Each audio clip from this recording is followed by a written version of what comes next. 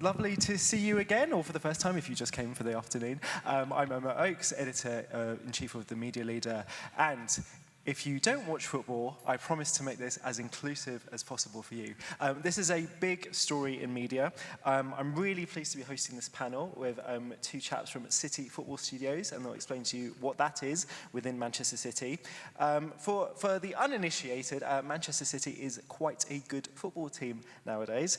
They're England's best team, they have the best manager, they have many of the world's best players.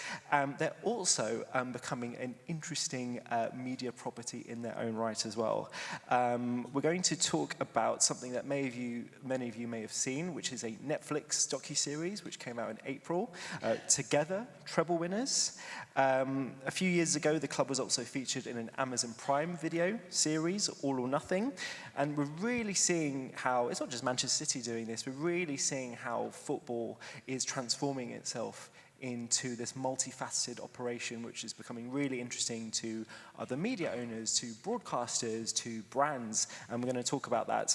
So joining me to my far left is Gavin Johnson, Media Director at City Football Group. He's responsible for developing City Football Group's ambitions in media entertainment.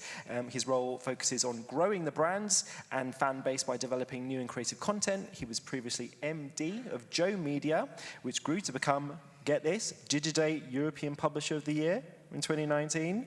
And groundbreaking social media content included House of Rugby, cheer if you've seen it, Liquid Football, Boys Don't Cry, and TKO. He's also worked at AOL, Virgin Media, and ITV. Now, Gavin, easy one to start with, but it is necessary. Explain to the audience, what is City Studios, who are your clients, and why is Manchester City, why did you launch it? Yeah, so we launched City Studios about 2 years ago now, and City Studios is our creative and production hub right at the heart of the group. City Football Group is a collection of 13 clubs that we own. Manchester City is obviously the biggest of those, and City Studios is there to create content output for all the organisation. It's kind of essentially three things. So it's around creativity, and that is not just creative talent that we have in the business, but it's also a creative mindset that runs through the whole organisation, from the board all the way through to the most junior people. It's also about production resource as well. So we have lots of very talented people in all areas of production, all the way through from audio and sound to studio, all the way through to design, photography, video, pre-production, post-production. And thirdly, it is about the facilities that we have. We have built what we call Studio One, which, for those who have been, the CFA, as we call it, the City Football Academy, is the training ground 3 miles from here. And within that, we've got Studio One, which we have built right next to the first team. So literally right now, as Erling Haaland is preparing to go to training, he's about 100 meters from where our studio space is. We've also got another studio in the stadium, but we're also building what we call in the entertainment district behind the North Stand, and we're going to have another studio facility in there, which is going to open in about 18 months' time. In terms of who our clients are our fans. So our fans, both locally and internationally, and we see studios. Job opportunity is to open up a window onto the club. So behind the scenes, new signings, contract renewals, everything from documentaries all the way through to match coverage. Yeah, there's obviously so much interest in football as a global media property now, but even just within the UK, in terms of, you mentioned a contract signing. I think was it Carl Walker what did Carl Walker do that was interesting as a? I'll introduce James in a second, but when a player signs a contract, it's like a big thing in football. What did Carl Walker do? Yeah, I'll let James talk about Carl Walker, but the contract renewals are a huge opportunity, such as Ilkay Gundogan came back the other week. We found out about it about 3 days in advance that Ilkay was coming back, and it's my team's job to create, actually we created about 17 or 18 assets, and we did about 200 million views of that content when Ilkay got back. But James, you want to talk about Kyle? Yeah, the Kyle one. Hello, everyone. The Kyle Walker one. It doesn't. A lot of people, if you can do a player signing or a contract renewal, you can do the official signing photo, which is very important. But for this particular one, because there'd been a lot of discussion, is he staying, is he going? We thought it was a good opportunity to recreate the scene from Wolf of Wall Street, I'm not leaving. And I think, it was pushing on for 100 million views by the time, after it had sort of been online for a while, and it won an award for Best Use of Humour at the Campaign Awards. And the point there is, even though Wolf of Wall Street came out a long time ago, it's just finding like a cultural moment that's relevant to our club. But I think a key thing here, the Gav was sort of referring to, is the fact that we've built this kind of these capabilities in-house means that when we are coming up with these ideas, they're not just kind of wild ideas. We know that we can do them. We also know that, more importantly, get the player on board, because it could very easily make the player look silly if you're asking them to impersonate Leonardo DiCaprio. So the fact that we can, get to know our players, build a relationship with our players, sort of work with them day in, day out, it means that when we come to have an ambitious idea like that could be risky, it means they can fully get on board with it and engage with it and really lean into the creative. Well, I'm a big fan of footballers looking silly. James, I'll introduce James. He is ECD, Executive Creative Director at City Football Group. Gavin and James used to work together at Joe Media, and he's not just working for Man City, he works for, you might know that Manchester City has sister football clubs as well, in Australia, Melbourne FC, and the US, New York City FC. James works across creative content, brand strategy, commercial media, and partnership activation. Something which I found in my research as well, he's also the author of a book which has just come out. It's called Dark, an A to Z of the Cosmos, which is a beginner's guide to the universe. I'll read you just one line from the marketing material, which I can guarantee is the cutest thing you're going to hear today. James spends his day as creative director and his nights trying to read Stephen Hawking's A Brief History of Time to his 3-year-old. She's 7 now, so it's okay. Yeah. Just imagine you do that. I have a 4-year-old, and I can't imagine doing that. So, James, back to City. How do you... Okay, so you mentioned an example there where you're getting a player to do something out of the ordinary for an event which happens, which is important to football fans. How do you add value, though, in terms of creativity, in terms of measuring, and actually you can see it adding value to the business? And how do you describe? I mean, how do you describe yourself to this audience? Are you a consultancy? Are you a social publisher? How do you describe it? Yeah, I mean, I hate to say it, but it is kind of a bit of all of those things. I mean, fundamentally, as Gav said, our main objective here is to engage with our audiences. But then a big part of our role as well is working with our partners, Etihad, Puma, and Asahi, OKX, and it's finding ways to take what their brand stand for and then doing like a version of the tango to find out what are those commonalities between our brands, and then coming up with creative concepts that we can then communicate in the right way with our audience. So sometimes we'll be operating like an agency where it will be specifically responding to briefs, and then we're like, how are we going to respond to that brief? How is that going to come to life? Then how are we going to distribute it? How's it going to meet all of our partners' brand objectives and our own brand objectives as well? Other times it'll be the role of the agency and production company. We'll make it ourselves. As Gav says, we've got this huge resource in-house where we can actually sort of deliver on executing these ideas. But then also, we often will bring in the right director externally, or work with a production agency externally, and then we'll just be the creative. Other times, without complicating this, we'll just be a partner consultancy where, it won't be us specifically responding to a brief and executing it like an agency. I will just sit down with the relevant stakeholders of our partners, and we'll just advise on the best way for them to bring to life their ideas, utilizing our brand, just based upon all the experience that we've had on how to activate in this space. We did that very recently with Etihad. We took, we had all of our squad sort of playing football in the midfield terminal in the UAE, and that example there, that was executed by an incredible director, huge production agency, big TV ad, and then we were there the whole way through it, advising, consulting, helping to refine the idea and the script. So that's what you do for brands and internally. Gavin, explain to the audience, how did this Netflix docuseries come about? And City had obviously done something with Amazon years before. Was it a similar process to that? There are a lot of big sports teams are doing these documentaries. What's in it for you? Yes, so as a club, we were pioneers with Amazon All or Nothing. I think we're the first Premier League club to do it back in 2018. Really successful, and again, just opened up into the dressing room, and obviously that was Pep's second year, I think it was. That was before my time, but over the last 3 to 4 years, as we built the team out, we have a small embedded team of producers who are in the first team building all the time. We get access into the dressing room, we get access into the boot room, we get access all around the players on their journeys as they go to hotels, as they travel and go to games. We did our first, as we call it, Together documentary 3 years ago now, which was about 100-minute one-off feature. The following year we did a 7-parter, and so when we won the treble, which is now about 15, 16 months ago, we'd been following the team all that season, and we started talking to Netflix probably that summer, and a few other different interested parties. And because they'd seen what we could do, which is all produced in-house, expertly shot, expertly edited, all the graphics, design, everything was done by ourselves. There was a confidence that we could deliver it, and they trusted us to produce what became a 6-part series, which launched on April the 2nd. So it's, I think, as you said at the top there, we are the first Premier League club, I think actually first club in the world, to produce something in-house and sell it to a streamer, as opposed to relying on a third-party production company to come and do it.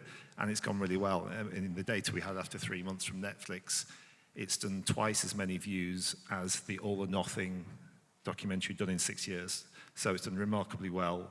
I think it got to like number 2 in the UK. We're in top 10 in 35 countries in the first week or 10 days. So it's gone really well for us. And we're now, obviously, with winning 4 in a row last season, we had access again last season thanks to the relationships we've got with the players and with Pep and all of Pep's staff. And we're producing another one. We're in the edit for the new one now, which we're working on right at the moment.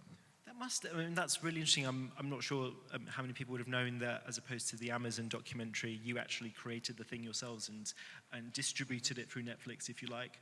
That must, given that you're working with, you've got these footballer content creators now. I mean, when I see them giving interviews at the end of a football match, they seem incredibly so well-trained, media-trained nowadays. You're creating a whole kind of army of actors, aren't you, behind the scenes, aren't you? Yeah, I mean, but interesting to James' point, like Kyle was the only one in the squad that could have pulled off that Wolf of Wall Street execution around his contract renewal. A lot of the other players... Do you give them acting lessons? Do you go as far as to give them acting lessons and things like that? Very, very tight direction. But also, that worked because Alex, who sees Kyle every day, has got a really good relationship with him, and he trusted Alex to produce it correctly, shoot it correctly, didn't make him look silly. But it's quite interesting because we got these relationships with the players. They really started to open up. 2 years ago, we did. Nathan Ake had unfortunately lost his father had passed away, and he played on the day of the game. And then about 3 months later, we interviewed him. He talked about that and got very emotional on camera. The following season, João Cancelo, his house had been broken into. He'd been attacked. His family had been attacked. And again, he opened up about that for the first time on camera with us. So you see these guys expose themselves, and it's extraordinary. I mean, if you think any of us, if you think about the most highly stressful moment in any of our jobs, and have cameras on you at that particular time, it's amazing that they let us capture that stuff, but there's also a lot of responsibility and a lot of trust that we're not going to do anything or put anything out which they're uncomfortable with. So if there's anything like Nathan's, we're talking about his father, we show that to him, or with João Cancelo, we showed it to him just to make sure, and we show things to Pep, because again, Pep is a wonderful, amazing coach, as you say, but we have a responsibility to protect him in his working environment in a dressing room where the pressure's on. Last Sunday, classic example, it's a high-pressured game, lots of emotions flying. We have a responsibility as well. Yeah. And James, talk to the audience let them into the process in terms of when a brand says, oh, these world famous, really talented footballers, I want to be part of your magic. What's the process for how you work with them? What's an example of where you have worked with a brand? Commission, what was the brief? How did you judge success? I mean, there's so many different ways to approach it. I think probably a really good, very relevant sort of example of this, I'll just pick one, is something that's just been in the news sort of in the last couple of weeks, is Puma, one of our sort of best partners. We have such a close relationship with them. I mean, we don't use the word partner lightly. It really is a collaboration. A couple of years back, we collectively identified that it was the definitely maybe anniversary coming up, the 30th anniversary, and we thought that would be a great idea to get Noel on board to help design the kit. And then we could never have known at the time that around within sort of a few business days of us sort of like releasing the kit, that they were going to announce the reunion tour. So that definitely helped us sort of get a bit more PR coverage than maybe we would have done already. But it's already, what is it now? It's the highest selling kit of all time. You know, we did an evening with Noel on Monday night for a select small group of fans. You know, there's so much content that's gone out there. You know, sort of Puma put on an amazing photo shoot where we recreated, you know, the definitely maybe front cover with our players and with Pep. You know, there was a meet between Noel and Pep, and they get along very well already. We did a deep dive video with Noel talking about his deep love for City, and that is coming a very, very long way of answering your question. That is at the core of this, because you can always bring in sort of celebrities, for want of a better word, or musicians to endorse your brand. But the thing is, Noel's been with City, you know, for many years. He adores City, you know. To hear him speak about his love of the club, he loved the club longer than he loved music, was the words that he used on Monday night. And I think when you say, how do we work with brands, there's so many different ways of getting to the same end product, but the end product should always be, what does your brand stand for that in some way is going to authentically connect with our fans, you know? And the word authentic is bandied around so much, but there's no better sort of synonym for it than authenticity. Like, we have this instant feedback loop, you know, like, you know, my background is more in earned than it is owned, you know, so I still consider, even though they're our fans, we have to treat them with the respect that they're looking to be informed and entertained and moved by what we do, and that's a privilege and it's a real challenge, and always comes back to that. What are we doing that's delivering something fresh, something interesting, something funny, something moving? And that's it. So if a brand is looking to get into this space, specifically, if you're partnering with a club specifically, rather than just the sport in general, it's got to be about what is it that you stand for that is going to resonate in some way and bring something really fresh to that audience. And briefly, just to clarify the point, what would you advise them not to do? What would be a no-no? Inauthentic. Oh, I mean, there's lots of no-nos, and I'd say one is, when we're saying everyone about getting good performances out of players, you know, they're not actors, you know, and we shouldn't try and treat them like actors. So when when sometimes you get a lot of falling over on the pitch. So so when you get a long script through and it's like, right, this player has got to say all of these lines. It's like, I mean, I don't know whether that's the best thing to do. I mean, they can do it, and different players excel in different ways because they get a lot of experience in front of the camera. But it's also not something they're going to enjoy doing. It's not something that's going to come across as, I think, particularly authentic again to the audience. And the audience can tell when something's being delivered in the right way or not. The Kyle Walker video, you know, with I'm not leaving, you could tell he was on board with the idea, he was having real fun with it, and that's what was funny. It could quite easily have been very cringy if the delivery had been bad or the production had been bad. So so that would say is a no-no, like trying to expect too much from long scripted lines. Yeah. Okay. And finally, Gavin, how do you see the business developing? What's the plan? I mean, as I mentioned at the top, there's lots of football, let alone sport documentaries with streaming, the demand for content. Lots of football clubs, I imagine, are going to be emulating what you're doing. How are you going to stay ahead of the curve? Yeah, I mean, we've given ourselves a great platform. You know, City is a club with the most watched football team on TV in the world last year, which is a hell of a base. We're the most viewed Premier League team in terms of their social stuff last year and the most engagement. So we're on the right track to start with. We had a big announcement back in the summer. We've announced a relationship, a collaboration with Sony Pictures Television. So we're devising TV shows, films, some scripted, some non-scripted, some kids with those guys. But a great snapshot this week. This last few days, on Saturday, we covered 2 games with our Matchday Live production around the women's WSL game against Arsenal and the men's game, obviously. Monday night, we produced this podcast with Noel Gallagher as celebrating our new kit. Tuesday, we were back covering another game. Wednesday, we had 25 different activations on what we call Player Appearance Day, with the players creating all the content that James's team does. And then today, we're back. We've got the Champions League game for the women's tonight, which is going to be produced all in-house by my live and studio team, and it's on City Plus, which is the only place in the world you can watch that particular Champions League game. So that shows the foundations that we've got and all the breadth of it. So we're accelerating fast, we're producing great content, and we're having fun as we do it. And how many people work within City Studios? The overall team is north of 80 now, but we have other teams that work with myself and James around esports and and we've just launched City Studios New York as well, so it's growing very quickly. Specifically for your American football club, New York. Absolutely. The expansion across the globe is a big thing. City Studios New York is for Man City in the US to entertain our fans in the US. Wow, it's global. It's global. Please give these guys a big hand and thank you.